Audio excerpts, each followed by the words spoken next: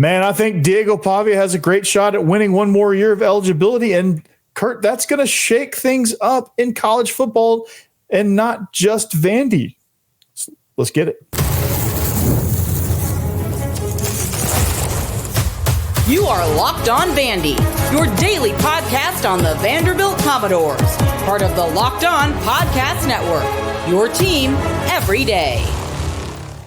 Welcome into Locked On Vandy podcast on the Locked On Podcast Network. I'm your host, Corey Burton. Thanks for making Locked On Vandy your first listen each and every day. We're free and available wherever you get your podcasts and on YouTube as a part of the Locked On Podcast Network, your team every day.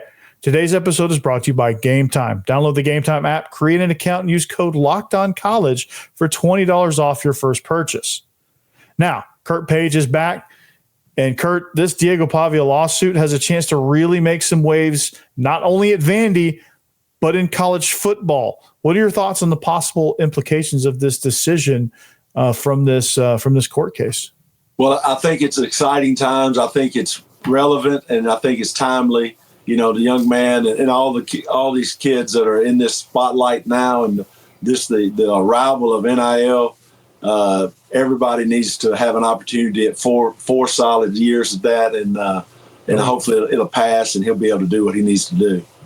Yeah, no doubt. And I think that's a very interesting point because, like, what's going to become of JUCO now? Because, like, I think a lot of people are overlooking the fact that that's really going to shake things up as far as, like, what JUCOs actually mean now. And, like, hey, is there going to be a lot of other people coming out of the woodworks? I mean, I talked about it on the show earlier. I think Vandy getting Diego Pavia back would be phenomenal. I think you should get a chance at a four-year school to have an NIL opportunity. And I think as this thing grows, I think it's going to extend more, beyond FBS as far as NIL potential, and just go into any four-year school and have some opportunity.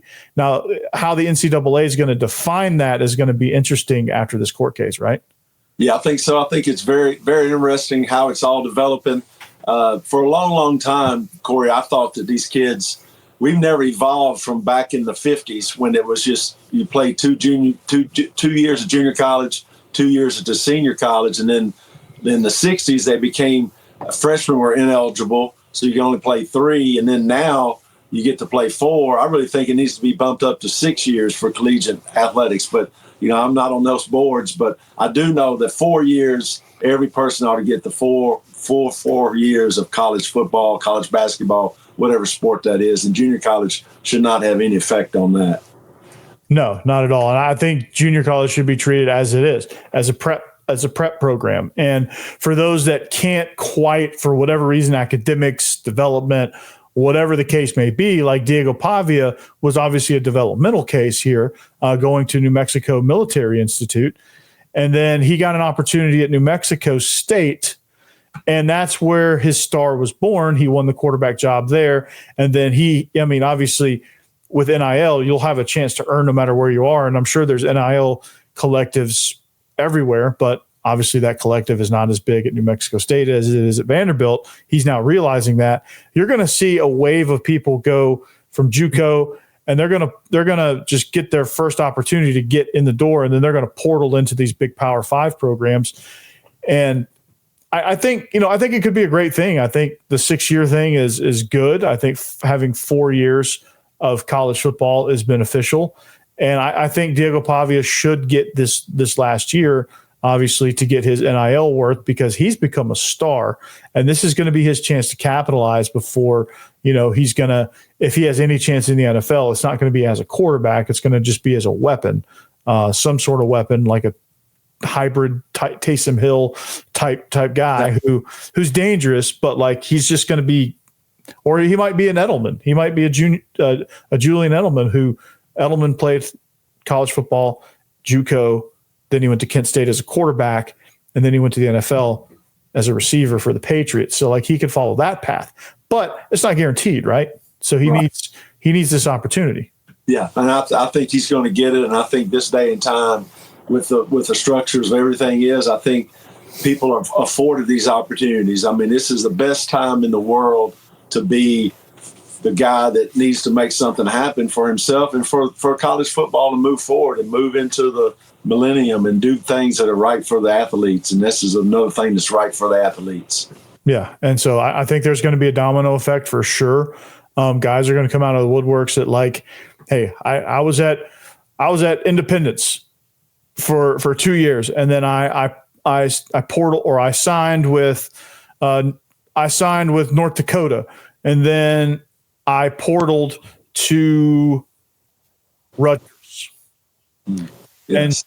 And some collective in New York City wants to give me money, but I'm out of eligibility, but I didn't have a full opportunity to take advantage of that Division I NIL potential. They could petition again, like Diego Pavia has done. Yes. I love that we're on the cutting edge of really framing everything in a positive manner for the student athletes, so they can get the full 4-year benefits of, putting their work in. Not everybody's going to make the NFL, and this whole thing has got nothing to do with the NFL. They're just trying to be the best they can be at that level, and at the SEC or at the major college or at the college football level. This is really going to open up a lot of opportunities for young men and women. Yeah, no doubt. And it's gonna allow these, it's gonna force these kids to get advanced degrees too. Like in order to fulfill your 6 years, you're gonna have to come away with something more than a bachelor's degree, because like all these players are graduating in 3 years, grad transferring and playing another 2 at somewhere else and getting their master's degree, or even going on to get a doctorate in some cases. And this gives them the chances to do that, make connections for when football ends, in whatever field that is, and then go from there. Like I think this has universal benefits, and it helps them.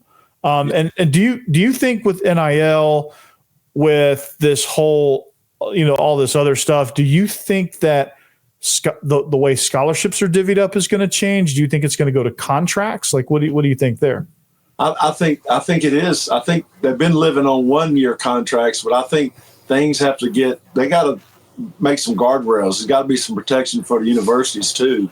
Multi-year contracts on some young men, sign them through 3-4 years, make sure they're taken care of, and that they know they have a home there, and they know if everything's on the table and they know what's happening, then everybody then can play into their greatness. And I think that's what's going to happen.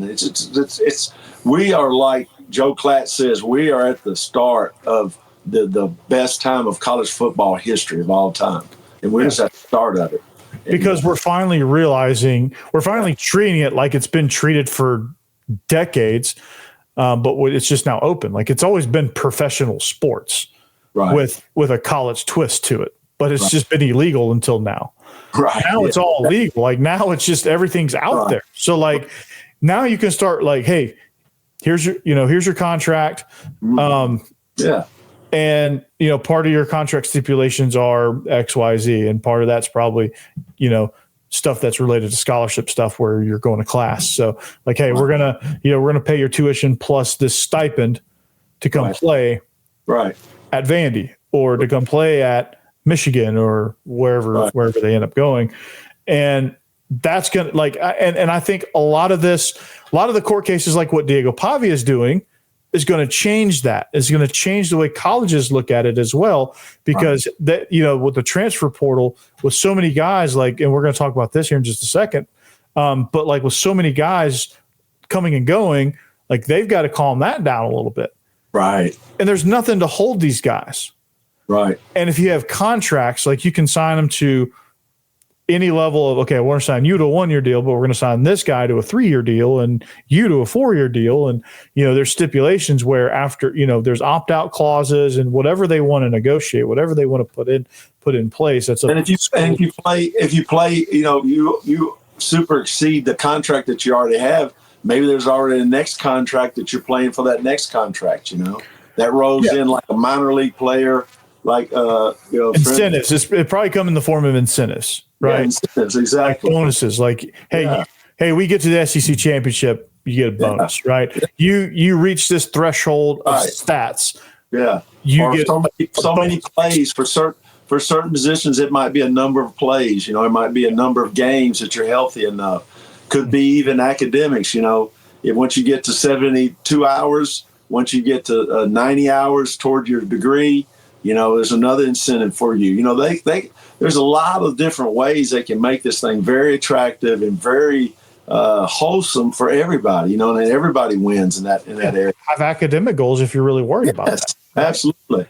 Because you still want to maintain a high integrity with academic, and you want to get degrees. You want guys and the women that are competing at the collegiate level, when they leave, you would like them to have an undergraduate and a master's and have a plan to what they're doing, irregardless if they're going to go play professionally or not for an NFL or CFL or Arena Football League or wherever they're going to go, that they already have a plan.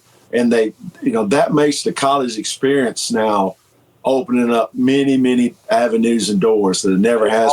Yeah. It's all about connections. Yeah, it's all about connections. And in the past 10, 15, 20 years, it's been a rush to get them through. We use up you, and then you move you on out. And then 5 years, you're not even, you're not even piece of the puzzle, But now with everything that's going with the collectives and the NIL, there's investments into that young man. There's investments into living in Nashville. That's what's really awesome. And this, Nashville is going to be super attractive to a lot of young men that are kind of like, why would I want to go to Vanderbilt? Because of Nashville. I can live there. I can thrive there. I can open up my business there. I get a master's in business through the Owen School of Management there at Vanderbilt. I mean, there's so many opportunities that we haven't really explored till now. So it's just going to be exciting times. I'm so happy this young man that's doing it, and he's got great backing, and everything is legit, and everything is up on the table, and it explains itself, and that's the beauty of the whole situation.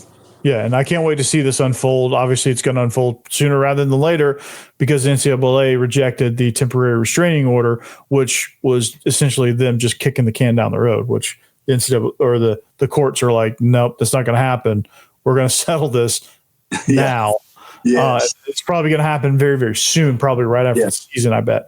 They're going to have a hearing on it and rule on it and decide what they want to do, good, bad, or ugly. So, but speaking of action, speaking of doing things, it's the bye week, so there's a lot of other things turning and burning. We're going to talk about what those things are next. All right. Do you like betting on FanDuel, Kurt? Sure. Yeah. I don't bet myself, but I know a lot of coaching friends and family and a lot of colleagues that are all locked in on what we're talking about, and I know what. They love FanDuel. I know that 100%. Well, that's the right one to like because you can tackle any NFL action, college football action, NBA action, whatever on FanDuel, which is America's #1 sportsbook. Because right now, get this, dude, you can bet $5. This is new customers, by the way. So you sign up as a new customer. You can bet $5 and get $150 in bonus bets if you win. That's a winner chicken dinner, ain't it? And if you took my action on Mississippi State last week, you probably got your bonus. So the FanDuel Sportsbook apps gives you everything you need to place live bets on NFL or anything else all in one place. So when you get a hunch in the middle of the game, you can check out the latest stats, view live play-by-play, and so much more on the same page where you place your bets. So just visit FanDuel.com to join today. You'll get started with $150 in bonus bets if you win your first $5 bet. That's FanDuel.com. Never waste a hunch. Make every moment more with FanDuel, an official sportsbook partner of the NFL and college football.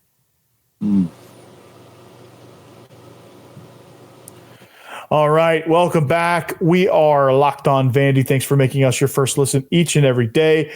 Give a shout out to Kurt Page while you're at it, at Kurt Page 629. But if you need a second listen, or even a third listen, really, if you need some things to listen to after we're done, check out Locked On SEC. Chris Gordy does a phenomenal job there. Every Thursday, the SEC Squad Show drops, and it's everyone from the Locked On SEC universe that join forces, or whoever can really show up that week. It's not everybody every week, but it's kind of just whoever can trickle in. But nonetheless, we all get together and chop it up. It's a great show.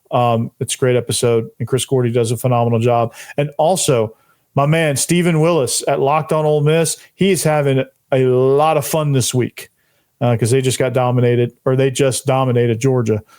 So that he's having a lot of fun with that this week, and they're in the playoff hunt. So go check him out. I'm sure you'll be entertained.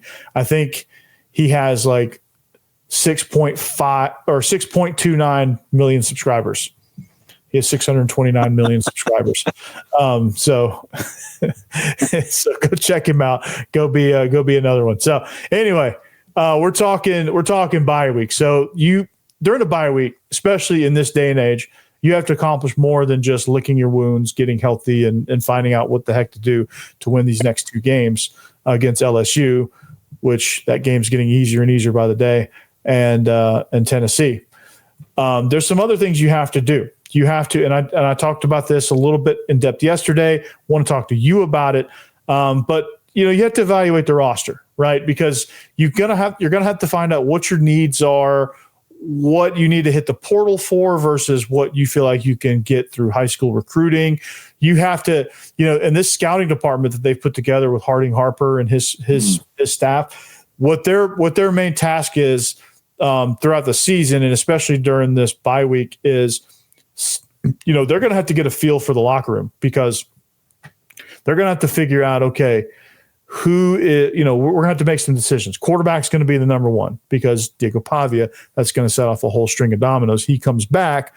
What does that mean for Nate Johnson? Does he stay? Does he go? Blaze Berlowitz, who's extremely talented, does he stay or go? Drew Dickey, what about these high schoolers? What about this Jack Elliott kid that's coming in? What do you do at the quarterback position? Like, who's going to portal? Like, what are there going to be receivers that come in portal? LeBron Hill just committed from high school, and from Indiana. He's a big target, literally, and he's somebody that could come in and make a difference early. Some of these portal guys might portal right back on out. So, what do you do there? How do you evaluate the roster? What's your strategy there? Well, I think you have to have that relationship, and you got to have that general manager, Barton Simmons, and that staff. They all got to be on the same page. They've got to figure out the same page solutions. They've got to figure out who's interested, who needs to, there's going to be some guys that probably need to leave, if they're 6th, 7th, in the rotation, they probably do need to leave unless there's a plan for them to make a position change, that type of thing. Speaking about quarterbacks, sounds like we got a half a dozen guys, and that's a lot of guys in that room. But that's where those guys are there, and they know what's going on. They have their relationships with the players, and maybe they're working with them on who can go where and what's the best fit for them. And my thing about going on right now is for these kids, who do they really lean on? Are they leaning on their past coaches, like a high school coach? Is there a scouting service that advises them? Are they able to look at all the rosters to know who's moving where?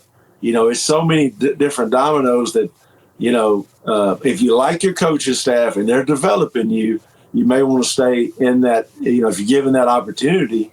And that's the thing is now we don't know who's all going to be given those opportunities. So it'll be interesting to see how things develop. And like you said, receiver-wise, defensive back-wise, who's going to go into the league, that's a third-year player, that type of thing.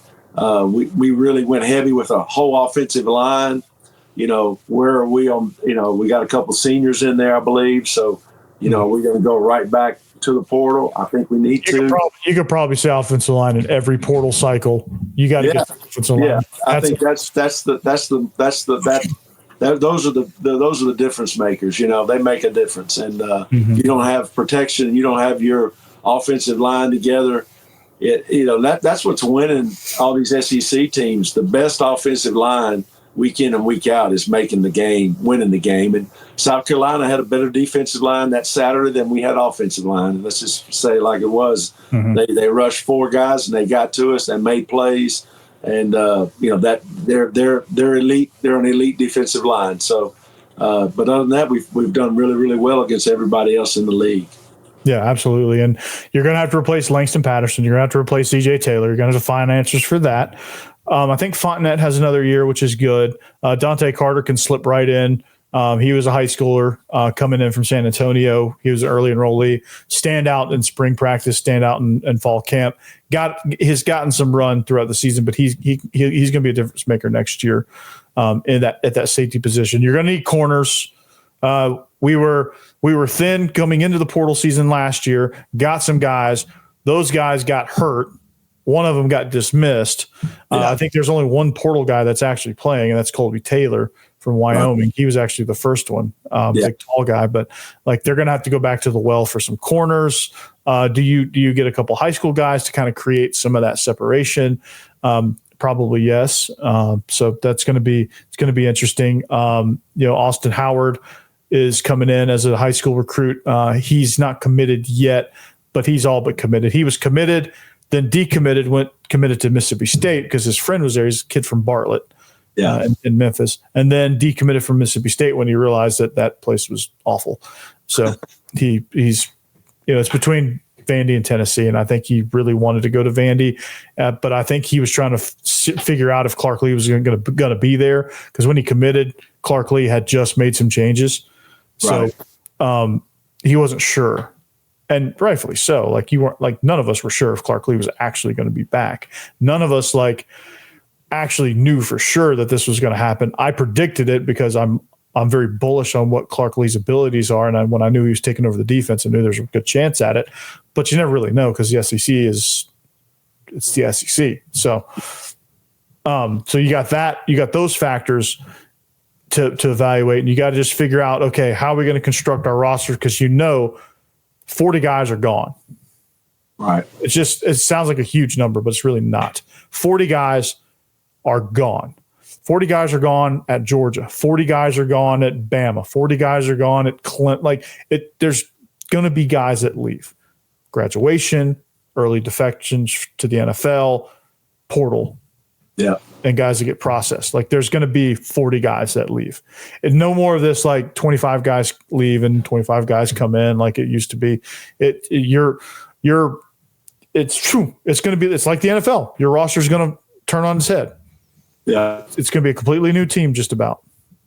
And that's the, at some levels, that's the joy of we're going to get to see college football at its best, and see who's got the best systems, who can teach the best, who can instruct the best, who can get the most out of those guys in a short period of time, who's got the best strength and conditioning department, who's got the best leaders in that room. It's going to truly get guys ready for the NFL because that's how the NFL is. You have to learn quickly. You have to jump in and contribute quickly. And the NFL is going to have an easier time evaluating because they're going to see, okay, well, this guy, he had to portal 3 times. We're probably not going to touch him. Right. Unless you are Las Vegas, which they're just poorly run. So anyway, what needs to happen in these next 2 games to get to 8 wins? Sitting at 6, need to get to 8. What needs to happen? Hold that thought. We'll talk about it in a second. First, I got to tell you about Game Time picks, though, Kurt, because you ever heard of Game Time? I have not heard of Game Time picks. That sounds interesting. Right at the game time, you pick your teams? No, it's totally different. So Game Time picks Game Time is an app. It's a ticketing app. Has a new feature called Game Time. Okay. It makes getting tickets to see your favorite teams play live even easier. So what this new feature does is it filters out all the fluff and only shows you the incredible deals on great seats, so you don't have to waste time searching through thousands of tickets. Okay. Right? So you get on Game Time and you see what's in your area. It's concerts, movie showings, comedy shows, sports, any sort of live event. Game Time curates that to help you save money on those things. They have all-in pricing too. You have to flip this on, but they have it. It shows you the total up front, so there's no surprise fees when you click checkout. What you see is what you're going to get. Also, here's the best part, Kurt, is when let's say you want to buy a ticket to the Titans game, right? But you're not sure what the view looks like from section 313, row H, seat 12, right? Well, in the app, if you pick that seat, it shows you the view Nice from that seat. So you know what you're getting. Like if you go to a Yankees game, you know, like you can, like if you're a complete dummy if you get an obstructive view seat if you buy a ticket through Game Time, because it's a great offering they have. That's awesome. So they also have the lowest price guarantee, or Game Time will credit you 110% of the difference. And your purchase is covered with the most flexible customer service policy in the ticketing industry. So like you're going to that Yankees game and it gets rained out. Well, they're gonna help you out. So take the guesswork out of buying tickets with Game Time Picks. Download the Game Time app, create an account, and use code LOCKEDONCollege for $20 off your first purchase. There's terms that apply. Again, create an account, redeem code LOCKEDONCollege. That's LOCKEDONCOLLEGE for $20 off. Download Game Time today. What time is it? Game time. Ooh.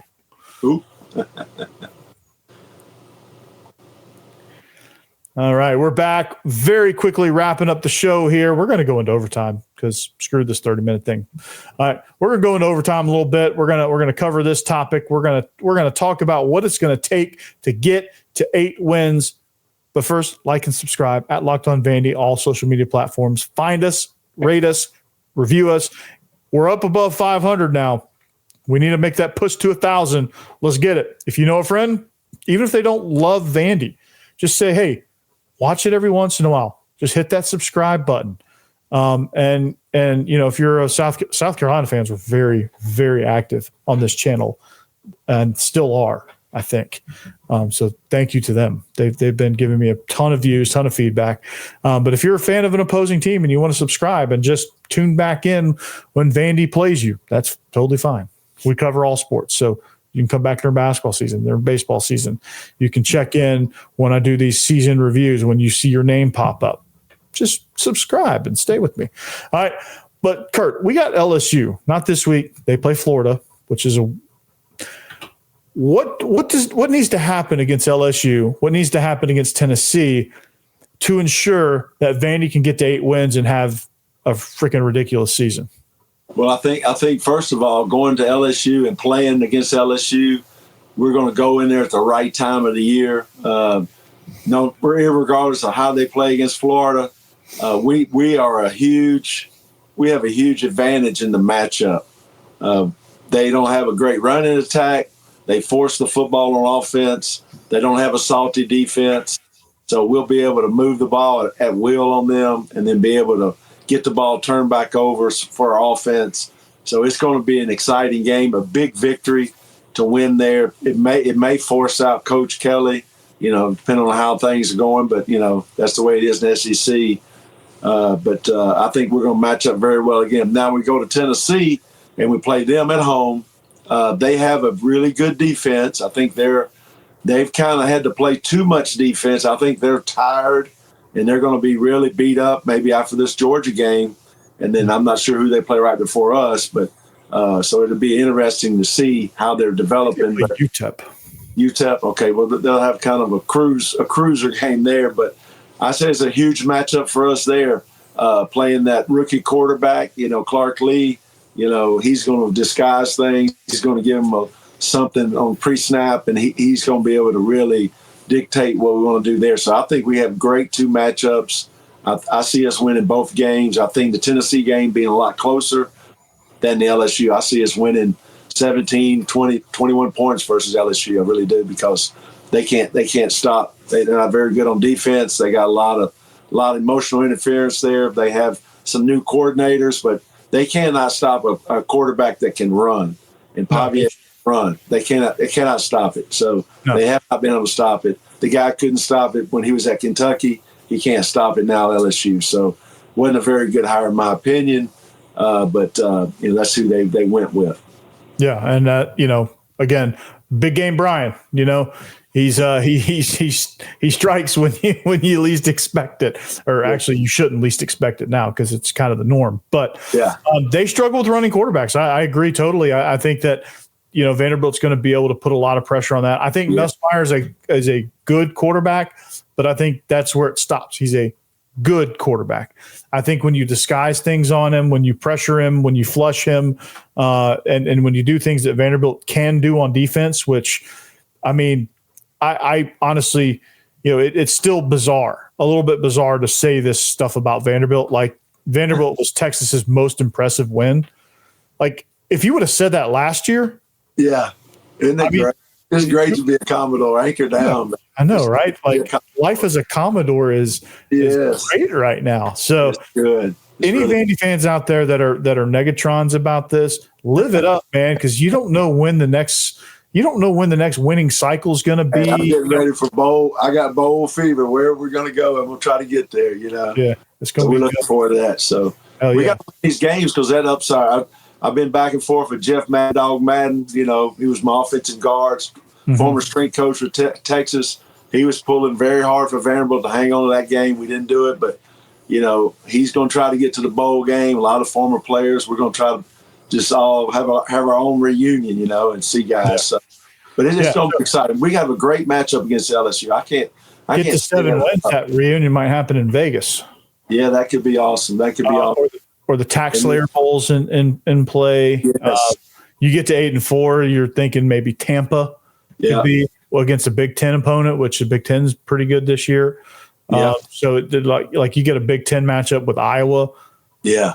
You got to be licking your chops there, right? It's gonna be a punting fest there with Jesse Mirko and whatever Iowa trots out. But I think, and then playing Tennessee, Nico, there's some questions about he's injured right now, maybe so he struggles reading. He struggles.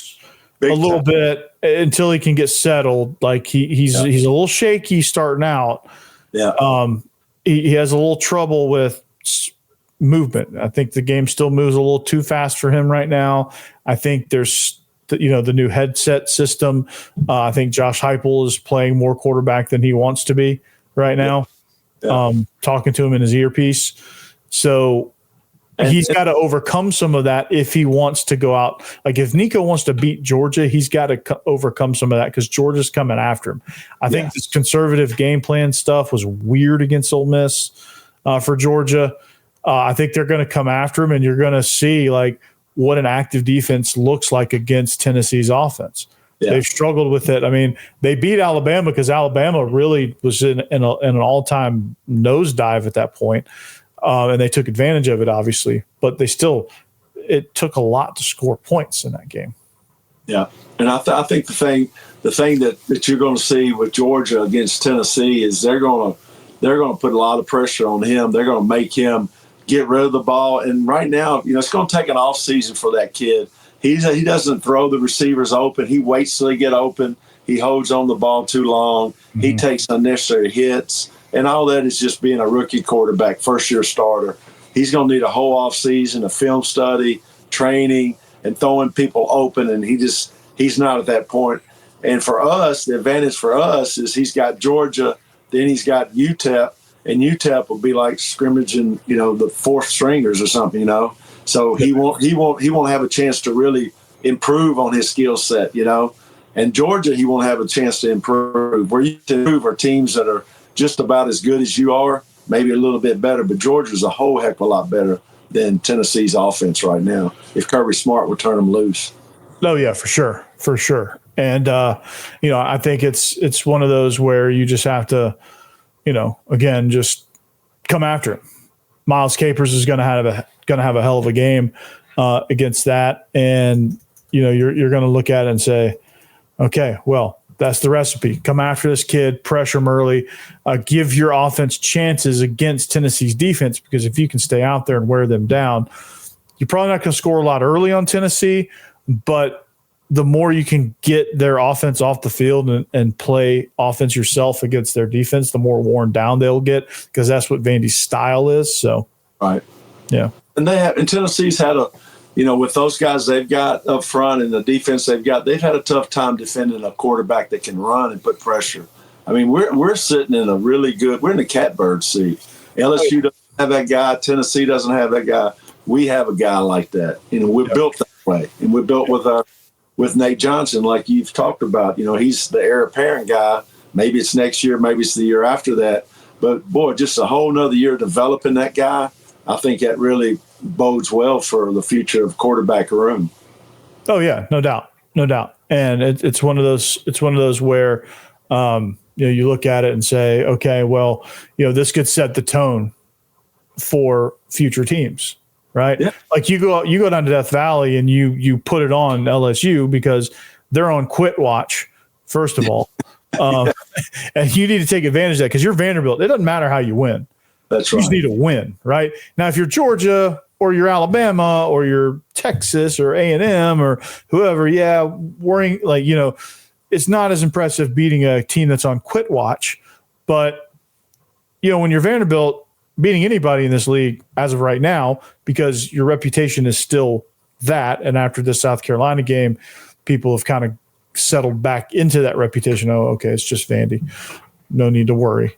Excuse me, I'm going to interrupt you, but I heard today some guys talking about South Carolina would probably be winning the Big Ten. Oh, they would most definitely be winning the Big Ten. Yeah, I mean, it's and they're just barely getting a little burn in the SEC.